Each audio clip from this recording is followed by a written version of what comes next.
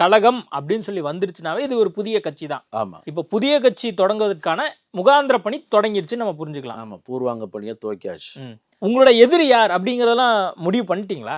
எங்களுக்கு எடப்பாடி எங்களுக்கு எடப்பாடி எதிரியும், துரோகியும் ஒருவர் தான். கட்சி ரீதியாக, ஆட்சி ரீதியாக எதிர்க்கட்சியாக இருப்பது திமுக. அதுல தெளிவா இப்பொழுது இருக்காங்களா? அதுல இப்பொழுது தெளிவா இருக்கீங்களா? அதுல தெளிவா இல்ல, இருக்கிறோம். ஏன்னா ஆனா அண்மையில ஒரு செய்தி ஒண்ணு படிச்சேன். என்ன செய்தி? ஓபிஎஸ்ஸே திமுகல சேர போறாரு. ஓபிஎஸ்ஸே ஒரு ஒரு அண்டர் டீலிங் வந்து திமுகவோட போட்டாரு. மறைமுக பேச்சுவார்த்தைலாம் நடந்துடுச்சு. ஆல்மோஸ்ட் இப்போ ஓபிஎஸ் கூட டிராவல் பண்ண நெறைய பேர் வந்து இப்போ திமுகலயே சேர்ந்துட்டாங்க. மருது அழகராஜ், மனோஜ் பாண்டியன், இதுக்கு முன்னாடி இருந்த இவங்கெல்லாம் ஏன் மைத்ரேயன் இவங்கலாம் இவங்கெல்லாம் போயிட்டாங்க. அடுத்து இவங்கெல்லாம் ஓபிஎஸ் தான் போறாரு. இவங்கெல்லாம் ஏன் போனாங்க அப்படின்னா, அண்ணன் மனோஜ் பாண்டியனோ, அண்ணன் மருது அழகுராஜோ, நம்ம அண்ணன் மைத்ரேயனோ எத்தனையோ பேர் போனாலுமே, அதிமுகவை அவர்களால் ஜீரணிக்க முடியவில்லை. எடப்பாடியினுடைய இருப்பு வந்து அவ்வளவு வெறுப்பா இருக்கு.